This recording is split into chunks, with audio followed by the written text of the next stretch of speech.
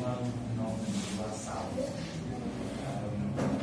Like you have given me an idea of power dynamics and power shifts. You know, for a long time, the terms that have been used in this part of the world according to the importance they have for the international community, such as the Gulf generally, talk about developed countries, and underdeveloped countries or third world. And then at a point of time, we realize, well, these terms were not meaning, we were not rejecting the realistic understanding or definition of the people or the regions, put under these umbrella terms. And so we come up with a new, but still not, quite on equal terms with what we have known for a long time as the developed world. So we come from underdeveloped third world. You have terms like we find being value development or that's in the country, process of development. So you have the feeling that there is a kind of attentive ear to the complaints and arguments around these terminologies, right? And from being about the development, we have come to the global south and the global north. But this, it's all about power shifts. And I think this global south came in because of highly developed countries now, like Brazil and India and so-called major countries from the formerly third world or underdeveloped countries, gaining prominence on international scene. So you need to acknowledge that the powers or the centers of powers are shifting. And you have to acknowledge that and respect that. And I think this is what brought about the point of global south. Well, for all I care to say, normally there shouldn't be. Because why are we always trying to define, regions of our planet? And very much so according to their whether they are rich or poor, whether they are developed or underdeveloped, or whether they are so and so. But development has several definitions pertaining to the context that you are applying to. It's not only skyscrapers and bank accounts that can define development, right? And so if you point all these words around these concepts, then the problem is still about the context that a group of people in this world are feeling vis-a-vis the other parts of the world. And I think it's sort of uncomfortable with others feeling, I don't know, like freer, more developed, etc. Such a good question and such interesting responses.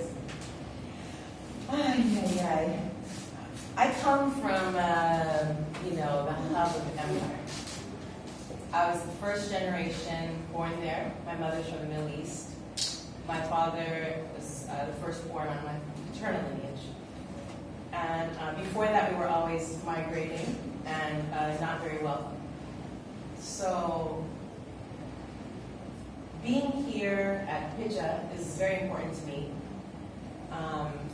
I met Mamdewolo at a national literary conference in the United States, and we became literary friends. And when she invited me, I thought, well, it will just never happen. How do you even get there? And but I will say that through the pandemic, we were all isolated. And so my WhatsApp line, when I had broadband, was just as close to talking to Mamle as it was someone down the street, because nobody was together. And I was lucky that during that time, I had a new literary community that I was needing to meet. New literary to me, not new. that welcomed me in and had patience for having a friend, a literary friend from another place. And it kind of saved my life, because at the time there was just so much conflict around me and so much isolation and alienation. The other thing that I felt was, it's wonderful to meet a literary festival where one of the directors is a novelist and she's also doing social development work, and I am a poet and a writer who also has a doctorate in urban planning, and so I've thought a lot about social development. And then the other director is the chair of physics at the university. Nerds, that's what we would call it, nerds. Thank you. So I felt it kind of like, oh, I have people I can talk to about anything. I don't always feel that in my own community at home. The discourse around poetry is sometimes who you're in love with, who broke your heart, what your sexual identity is, how, your body, your relationship to your body. It's kind of like a certain little, maybe, domestic violence. There's just a certain little ring of stories that can be told. And I appreciated the depth and intellectuality of the Ghanaian literary scene. So I came back and I told all my friends, Ghana is like the hub of the literary world. And they're like, what? And sometimes I will go to an event and I hear two poets off to the side, and they'd be like, she went to Africa. It's just so funny. But I think it was a natural thing because I have family in the Middle East. I have family in Bahia, Brazil. And I have family in Canada, in Uruguay, in Los Angeles. So I will say, within the idea of the global South and the global North, there is a global South within the global North. And in my city, we speak 200 different languages, but you would never know from school or work because no one will say it in public. So a lot of my work has been to try to figure out as an educator, to create spaces where people can bring in their ancestors, bring in their languages, bring in their cultures, and they don't have to dumb them down to something that feels legible, to some story that only can handle maybe 1 to 5 cultural contexts, and that's it. And that's been, in a way, a lot of my life work. So what we do now, for example, is when I did go home, I said, well, how can I bring more, how can I help for,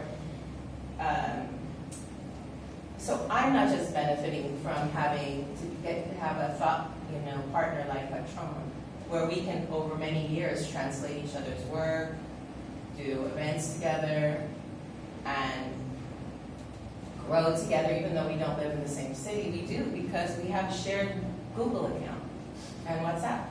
That's all you really need. The new city.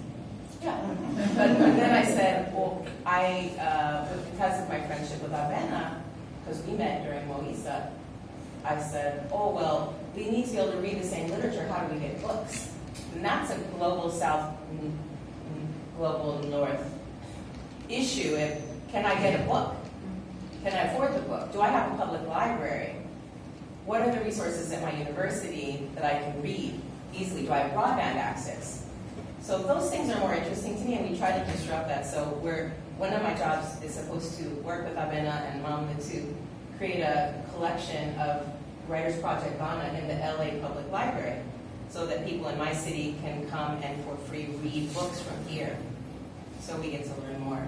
So it's a global South, global North can be two separate things, or it can be a new relationship that is somehow made more horizontal, where we can all become more planetarian, as Patron was indicating. Fantastic. I think we should reserve some of all three of you have extensive experience, like being educators, and you also have very stellar careers as poets. So I'm thinking about the connection between the two, on a personal level, but also on a professional level. Just considering how, you teach in the university, and you teach creative writing and so on and so forth. And you hold all these workshops outside of the space, but also that is a pedagogical thrust to it. And then your own writing and your own performances as well.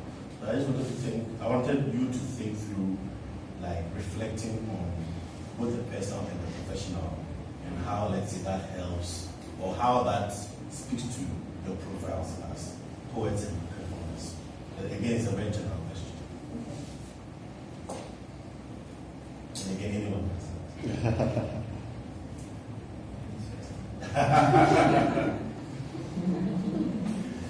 Philippa first. That's an easy way. That's an easy way out. No, I'm very glad. So, Go ahead. They insist.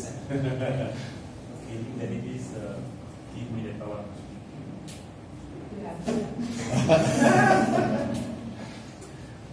Well, this sounds like a PhD presentation.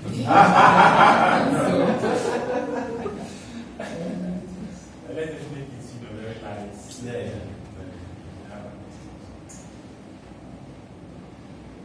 I'm sort of realizing through your presentation that yes, I am a poet and I am a teacher.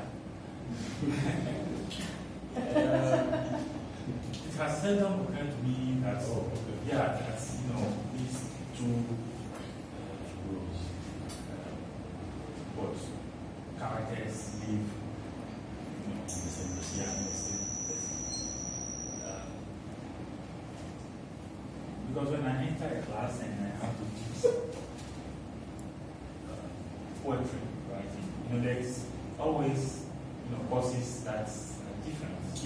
And, the objective and also teaching poetry as creative writing is different from teaching poetry like the study of poetry, the critical.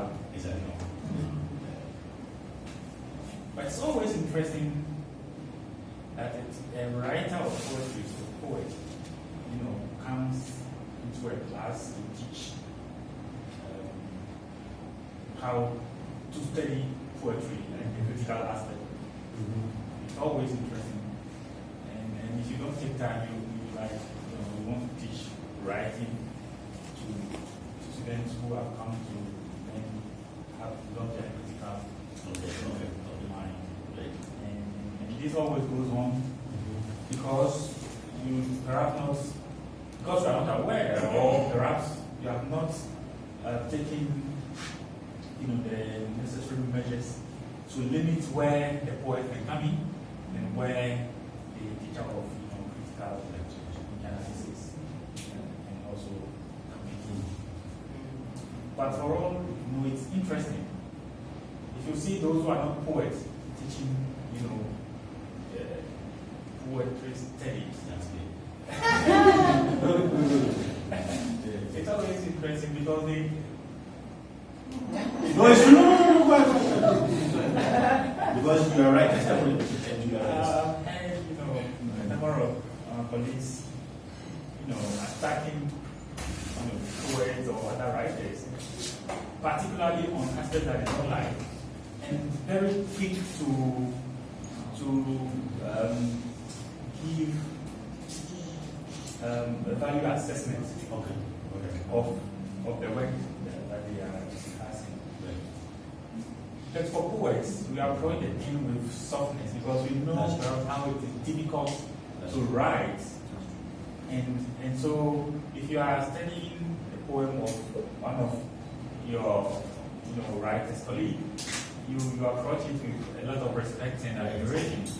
And those who are not poets, who generally don't have the same attitude towards writing. And I think it is a plus for our students, or even if it's a workshop, those you share with. It's a plus that a poet, teaches critical thinking. Because the study of poetry is about critical thinking, or literature as a whole. It's about critical thinking and about how you develop some sort of sensitivity. This is, I think, what writers generally try to impact on their audience. Develop some kind of sensitivity so that you look at the world differently, with perhaps more care than rush. I think you're right because Kofi Anyenedo has taught me before, and when I started into class learning about poetry, it's very different from when I teach students poetry. It's way class level is just different. Thank you. Yes. Anyone want to go on with this one? Sure. Go for it. Well, so at my university, at University of Witwatersrand in Johannesburg, creative writing is a separate discipline to English studies. It's its own discipline. Wow. It's its own, and we only do postgrad, we only teach postgrad. So you have to have an undergrad degree to get in, or otherwise you have to be a very good writer who's published. So the principle of creative writing is that it's creative use of language. The pedagogy is practice-led, which means that you have to do it to learn it. You know, somebody doesn't stand in front of you and say, okay, this is how you write a poem, point 1, point 2, point 3, etc. It's like that meme that was circulating a few years ago. My cousin sent me from Northern Ghana. It was somebody teaching computer studies, and nobody had computers. They had a picture of a computer on the blackboard, and everybody was saying, "This is the mouse." They were miming a mouse. We don't do that in creative writing. You are going to actually make your own computer, and we're going to show you whether we believe that's a computer or not, or is it actually a mule that you're making? It doesn't look like a computer at all. For example, I mean that just metaphorically. You know what I mean? So we have this privilege of being, and I don't know how long it's going to last, that we're allowed to have these small classes. At the moment, with this year, we've got a very big intake because a lot of people applied, but we can only have, because we work through supervision, we don't lecture, there's no curriculum. The curriculum is what they want to write, what they want to create, and we work with that very critically with that, and we read as alongside them. We provide them with their best readers, and we make them in that way as writers. But you can't just come. It's not everybody who can do that. You have to demonstrate that you already are a writer. You have to, even if you haven't been published, you have to submit a portfolio and a cover letter. The portfolio must contain examples of your writing. The cover letter must talk about how you came to become a writer, which means how did you start reading? And how do you read? What are you reading? So one of our main students this year, I love this student. I know you're not supposed to have preferences, but I love this student. He's a young Zulu man, and he grew up in the rural areas. And he grew up without a library. There were no books. There were no books in his house. There was the Bible in isiZulu. And he grew up with the stories of his grandmother in isiZulu. And he grew up with a radio. And that's how he learned his language, the reservoir from which he draws his creative writing. So that's very important, that people are able to map where they got their language, where they draw their language from. So in South Africa, we are blessed, like Ghana, with a number of languages which are not English that people are coming from. And it's part of our work is we're developing not only creative writers, but creative writers who are also scholars of language and literature. So they're people that have a curiosity about this thing that their grandmother taught them. It's not just folklore. It is actual science. It is very important to us as writers. And so in his cover letter, he told the story about how there was no electricity, and often there was no water, and they would have to walk to the river to get water.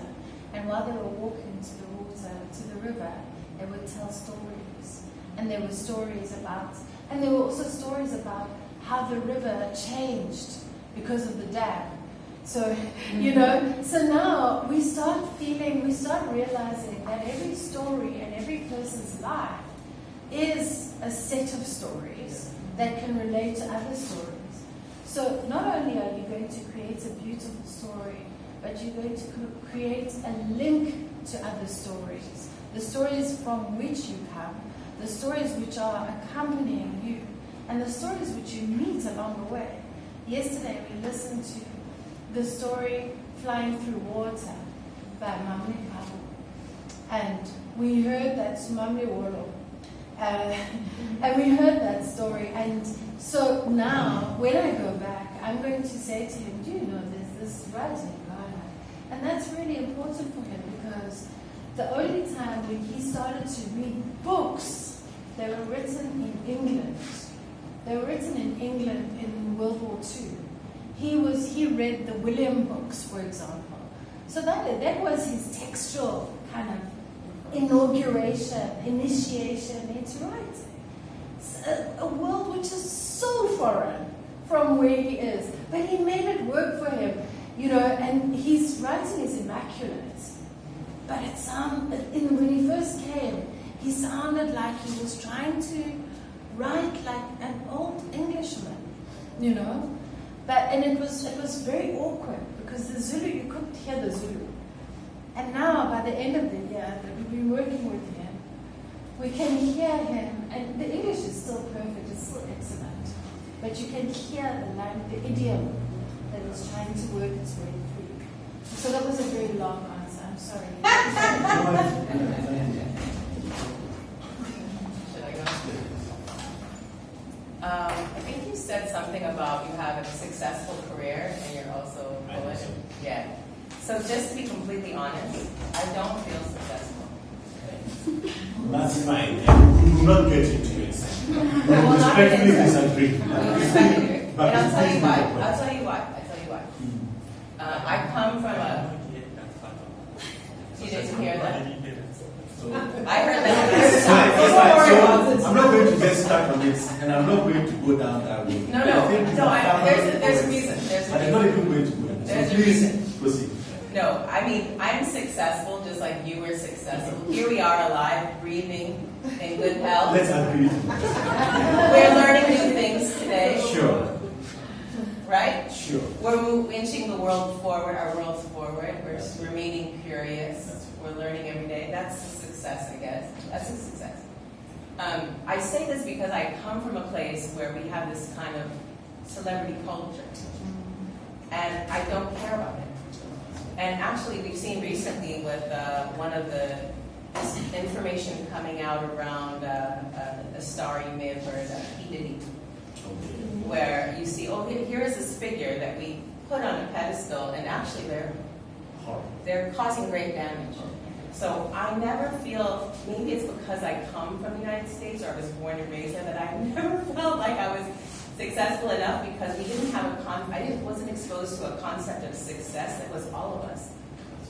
And I never wanted to be, I know from coming from a family who's deeply committed to social change, social good, that we're a river. Like, if my elders teach me something, and I learn something, and I share what I know, and I invest in someone else who I think is fantastic, then when I know that I'm mortal. I know that I'm just like any other flower or bee. This is the poetry part, I guess, leaf falling from the tree. Like, I'm not going to be written about in history, and that's not the point. I want to do my part. We can all do our part. Whatever you touch, whatever world you touch, whatever space you touch.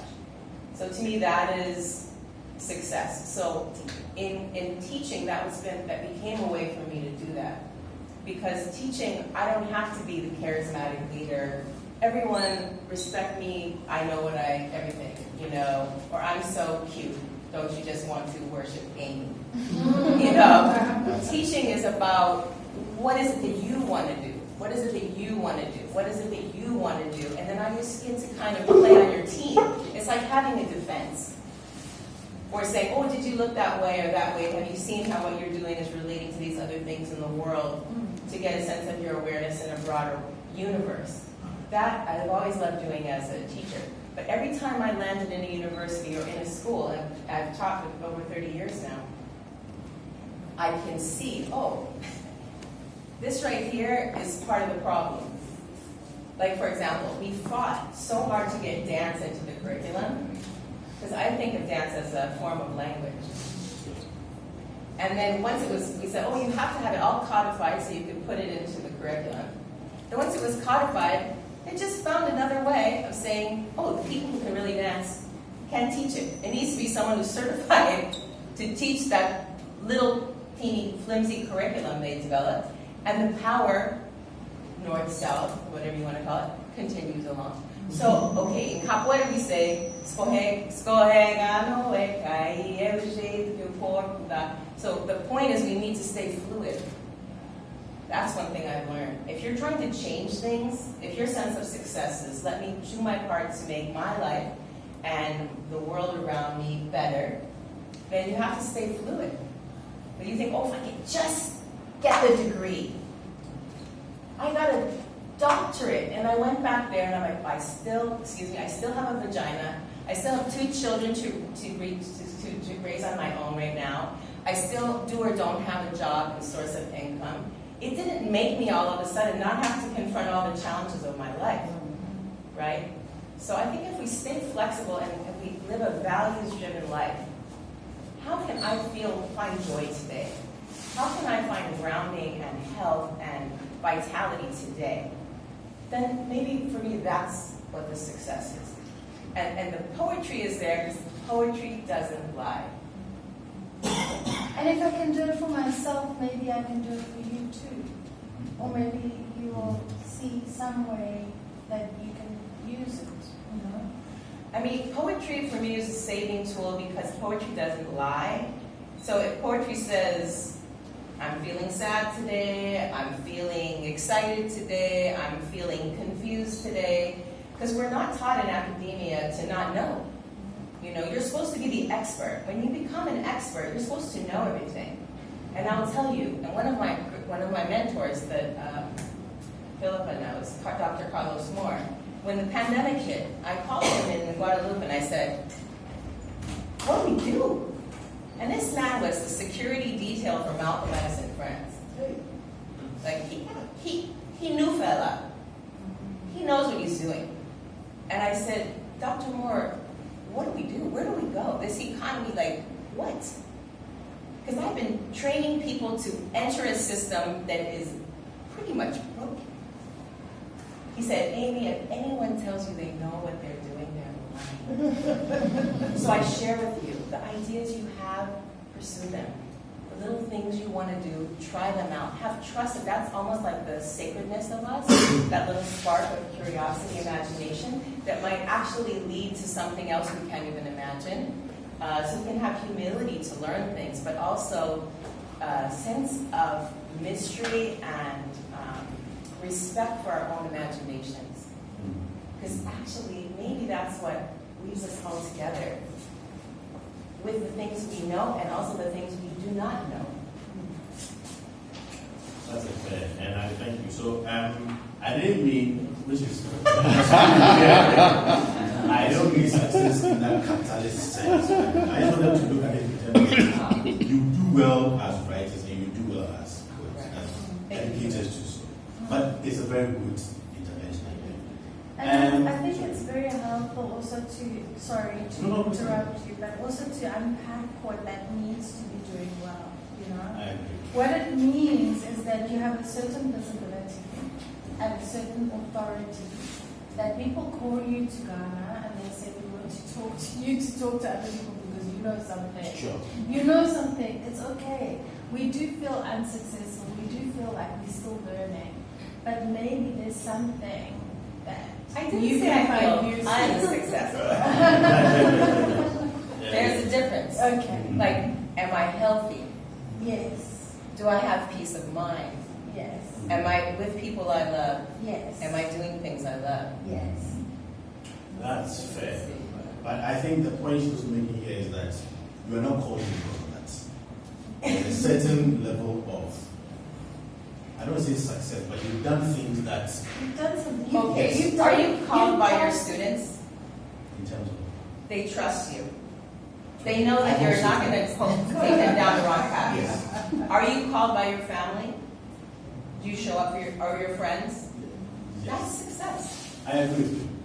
But the thing is that you saying it here in this context because you wrote an exam or two.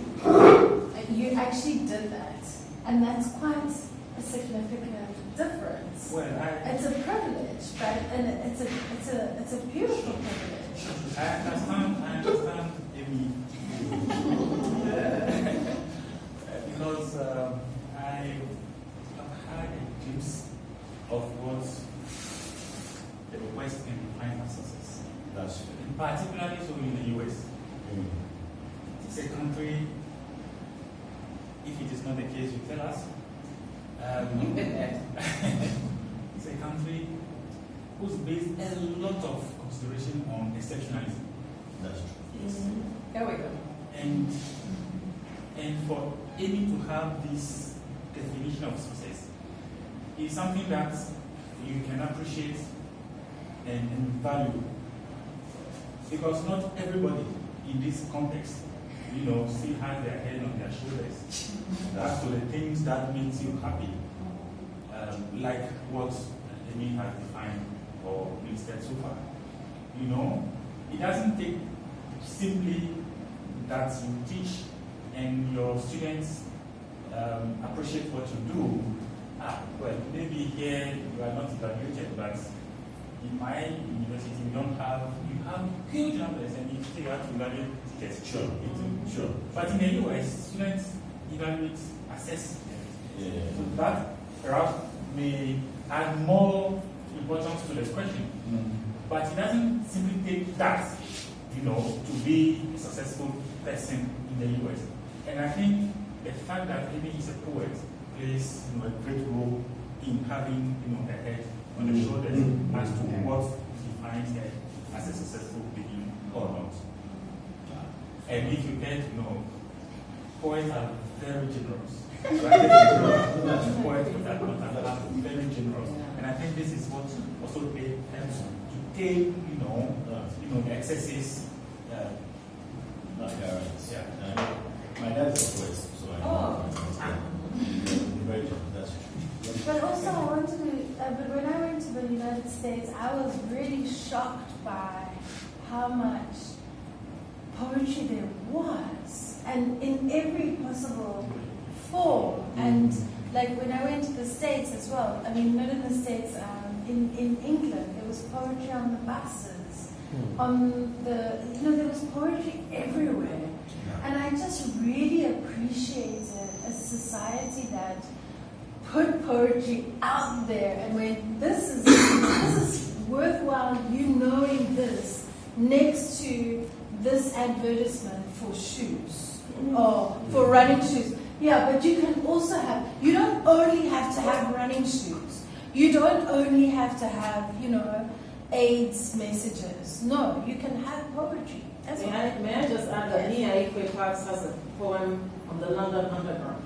Right. So this is like when we think about where to publish our work, these are expressions of public art. And there are people who come up with these ideas and push them in their communities. You can do it too. You say, we would like our poetry on our buses, or we would like our poetry, in our supermarkets. I'm saying this is how it happened, my people. It didn't just fall from the sky. People said, we want it in the public space. It's a strategy. He's gonna come here.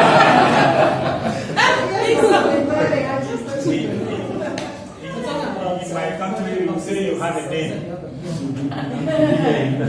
Say you have a name. So they call you and you appear. Okay, so like I was telling the panel before we started, I was envisioning this sort of differently from the usual roundtable where they talk and listen and you ask questions, but in a way it's come up to that. I was hoping we would sort of have a general discussion where we can share ideas and ask questions, and they can even ask questions as well. We can all float sort of topics that I think relate to what has been said and take it from there. At this point, we have about 15 minutes to go, which is. But I have a set of questions I can continue with, but I would love for you guys to come in as well. How many of you write poetry?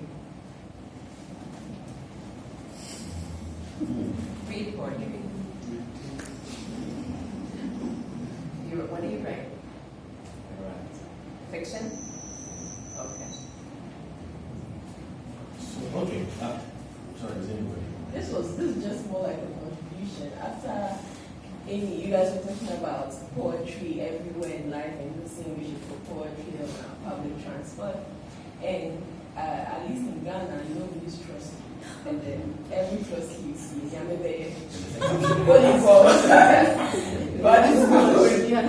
One nigga. And I'm wondering if maybe that's poetry moving around. That's it. Maybe it's some kind of, we don't have a definition for some label, but I feel like every time I see those things in my mind, that's poetry. I'm always inspired by it, even though they are one words or two liners or something.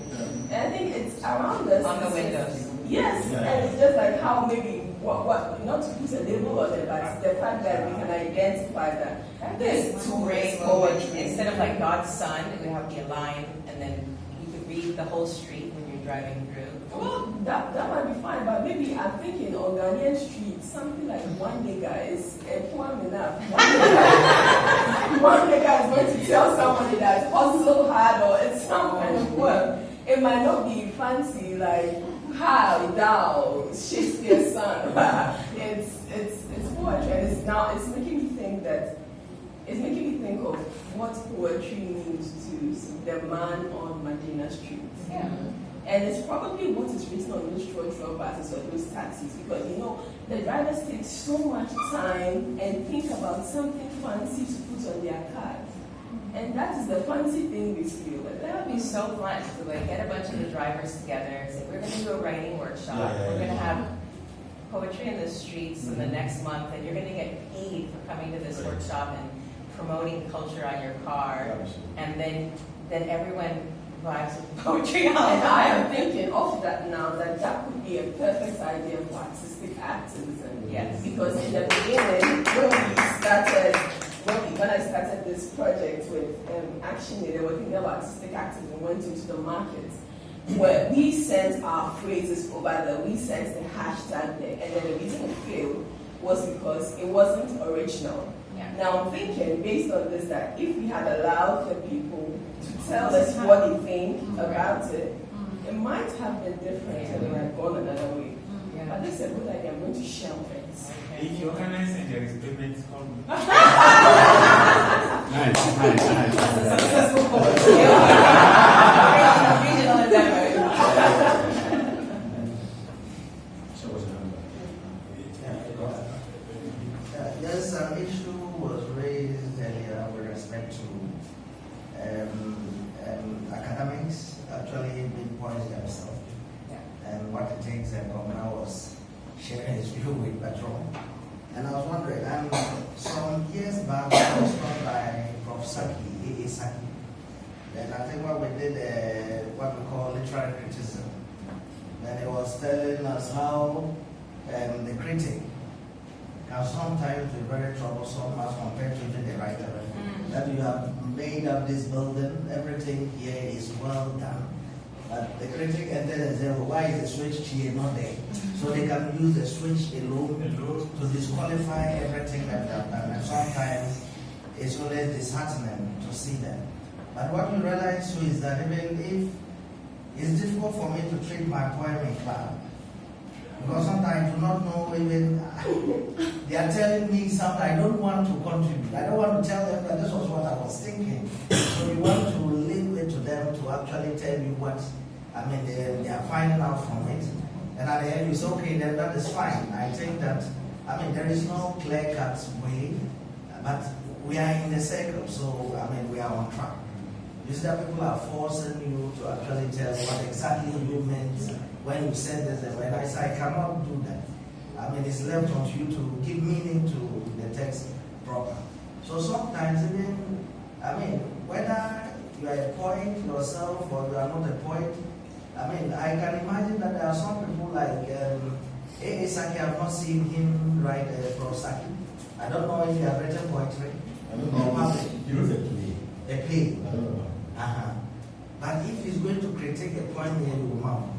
So sometimes I would often laugh that even those that do not write it to critique it. And one thing is that when they do that, they even give me the liberty to even excel. So that next time I know that no, when I'm entering the room, the switch should be the closest one to get, not to put the switches anywhere, even though the building, everything is fine. So it also add up to one or two things. It's just based on personal experience that I thought I should. Well, thank you very much. What I learned from the masters, those who got us by teaching, is precisely here, Professor Nino. Professor Nino will teach poetry of all the poets around the world. We won't mention single poet. Yeah. But this is Yeah. monument sitting. Fisher will know, he will teach, Dennis Bultus, he will teach, Senghor, name them. No. We will not mention a single poet of his.